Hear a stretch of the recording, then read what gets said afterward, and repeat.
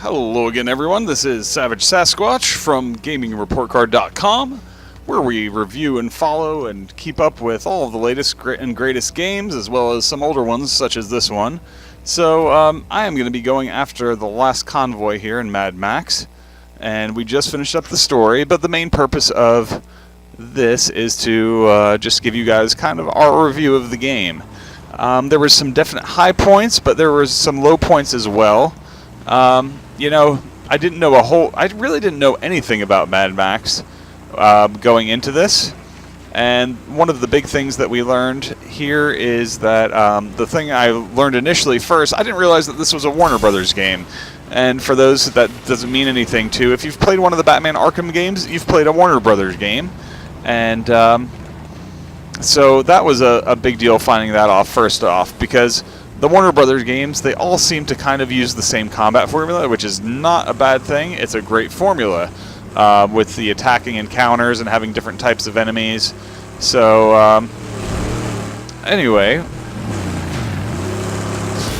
So Warner Brothers, they typically make a pretty good game. And Mad Max is not a bad game by any stretch. As you can see, just looking out across the plains in the sky, the plains don't look beautiful, but they're not really meant to be beautiful. It's meant to be kind of this desolate wasteland that we're exploring. And I want to also preface this is very spoiler heavy.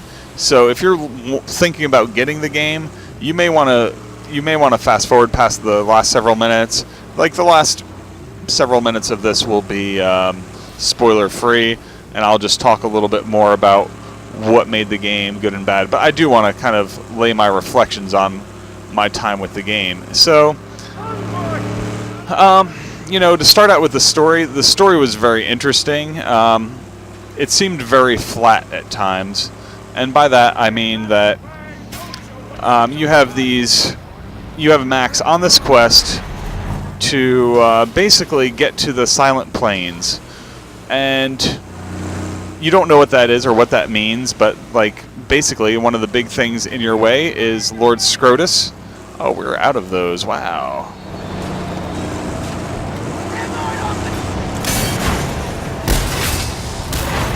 Wow. Okay. Sorry guys, I'm distractible here. So you go after you in the very beginning of the game you encounter and kill Lord Scrotus, and but there is remnants of his, I mean, you stick a chainsaw through the guy, like, there's no doubt that the guy is dead. But, you know, you keep finding evidence of his cronies and minions still doing their thing. So, you end up kind of embarking on this quest to, you got to get a new vehicle, and you run into Chumbucket, and he slowly starts upgrading your vehicle and guiding you towards where more upgrades can be found.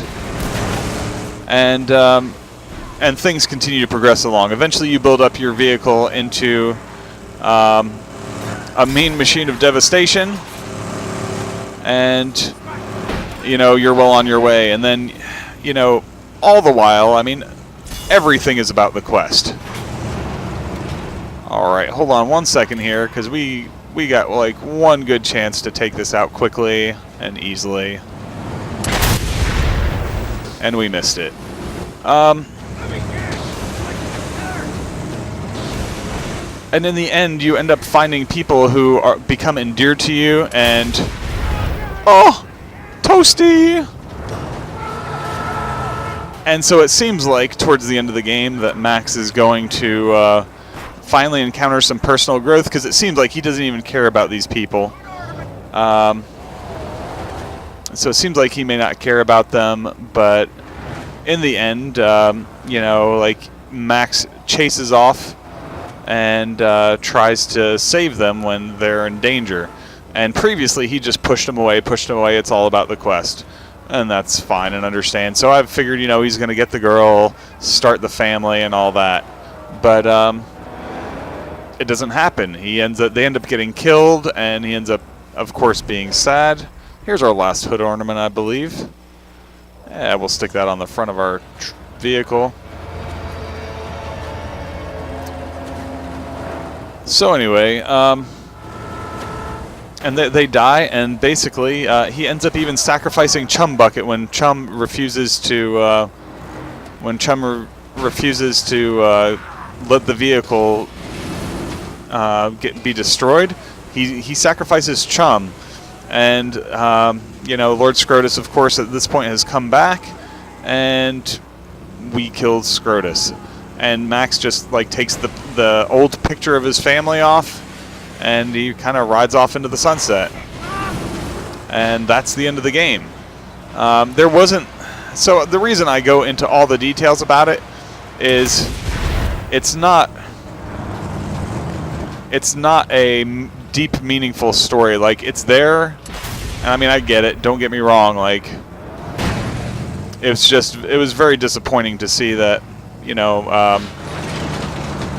that nothing ended up changing in the end for Max.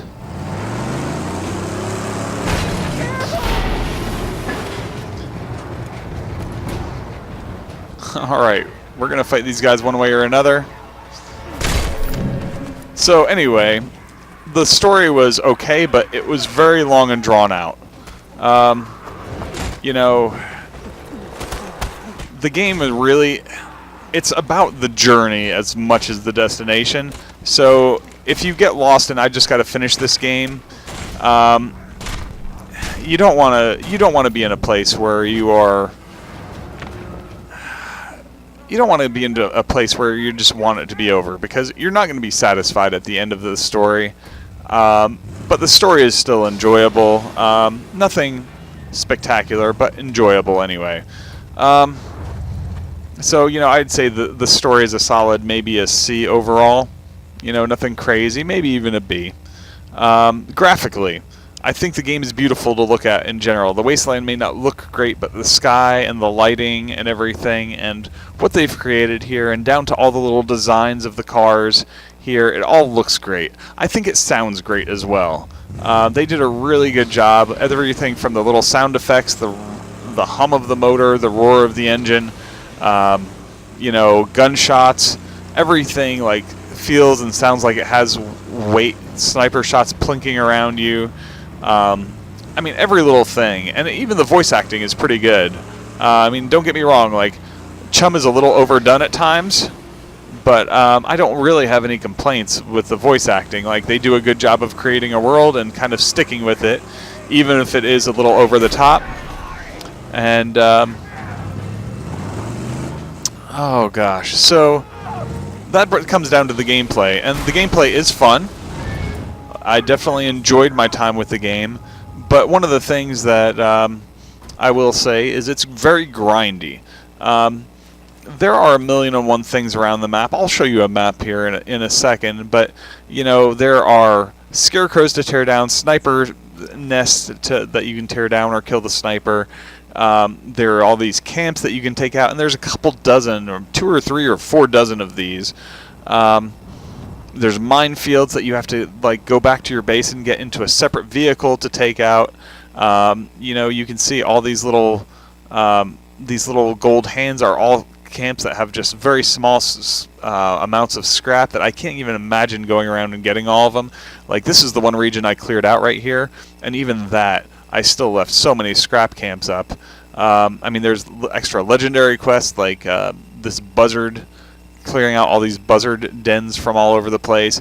There are entirely too many things. Every region has a balloon, which is kind of like the Eagle Eye Towers, or whatever they're called from Assassin's Creed, and those are really cool. I think my problem is there's just too much to do. It's easy to get lost in this world, and the more you do, the more things you unlock for your car, and the more scrap you get. So you do get into this kind of addictive cycle, but in the end, there's not any really big payoff in the end. I mean, outside of you just continuing to grow in power. And like I said, if you focus on the end, you just need to enjoy everything as you go through, and maybe not overplay it. If you get tired of playing it, just stop playing this game for a while. It'll be fun to come back to at some point. The combat's fun. The driving is okay. There are a few segments in the game where you have to drive your vehicle. through some tight places, and you can't do this with any kind of speed. There's one race against a guy named Stankum that is outright infuriating. I absolutely hated the game while I was playing that part, and even a fight with Stankum. Like, I felt like countering guys, you hit the Y button, and that's pretty common for what you do in a Warner Brothers game, but for some reason, like, it felt like something was just off, like it wouldn't register, or like there was some kind of lag there. And I really don't know what causes that, but I mean, I just ended up growing deeply, deeply frustrated as a result here. So there are definitely some places that the story drops off, and that you just kind of become frustrated. So from a family perspective, since I always talk about that, there's a lot of violence, a lot of maiming, dismembering, impaling. Like, this is not a family-friendly game on that front, and of course there's profanity. There's not a whole lot in the way of any kind of sensuality about the game, but there's plenty of violence and a reasonable amount of profanity in the game. So anyway, in the end, I'm going to give this game a 78%. I don't even feel like this quite attains to an 80. While the graphics are good, the gameplay is good. The story, there's just not enough story. It might be decent for what's there, but it's so long and drawn out that the story really feels like it's bare bones and that it's just kind of sparse and missing something. The characters are really well done, though, and I appreciated all the voice work and everything. The gameplay was mostly fun, but really the biggest detractor to this game is you end up doing the same thing over and over. And here comes a couple more guys. Wow, we really took a chunk out of that guy. And if you weren't expected to do the same thing ad nauseum and call it a game that's full of differing experiences, then that would be one thing. But like I said, you go into this map, and when you look at these scrap locations, these scavenging locations, there are probably 200 or 300 or 400, if I had to guess, scattered around this map. These scarecrow towers, I liked pulling them down. I liked pulling down the sniper towers. But again, there are dozens and dozens of each of these. There's dozens of minefields to clear. There are dozens of these camps right here, each with like bunches of guys, you collecting scrap. Like, you do the same things over and over ad nauseum and tedium, and I could make my point by just saying all the same stuff for about 10 more minutes, and you guys would eventually get tired and turn me off. But that is the problem with the game. There's not enough varying experiences, and while I liked a lot about the game, I would have liked playing half the amount that I did and having completed everything, rather than playing this amount and feeling like I completed maybe half to 2/3.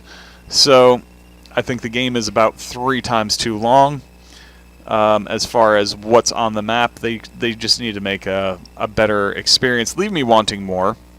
Don't make me get to the point where I dislike it. And for the completionist who doesn't have any other games, this might be heaven for you. I'm OCD, and I found it maddening. So anyway, this is not a game I would highly recommend. It's a game I would say that, it's an enjoyable playthrough if you have it. It's on the Xbox free play days right now, so that's a great place to experience it. I would say go bare minimum on upgrades for your car, unless you just must get more. But you can see that we knocked out like a whole region here. We upgraded our car, and despite having done as much as we did, if I go to my garage and just look at my engine block, I upgraded most things all the way, but that's 1800, 4100, 7000, 10,500. I would need 14,600 more scrap just to upgrade my engine all the way. That is probably as much as I got throughout the entire game. So the game just wants you to sit there and grind. So that's my biggest complaint. That's what earns the score. I'd say the game is a solid C+.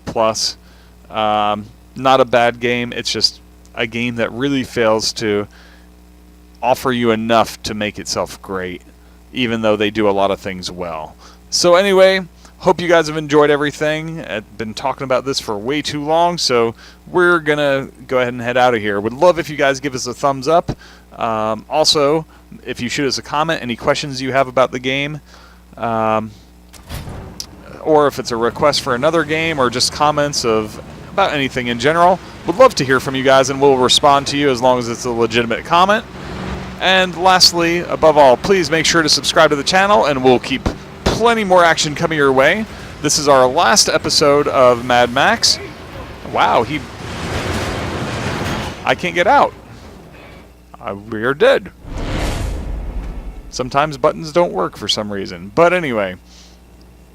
So yeah, like I was saying before, subscribe, and we are going to be playing a ton of Fortnite coming up. We'll keep playing some Overwatch.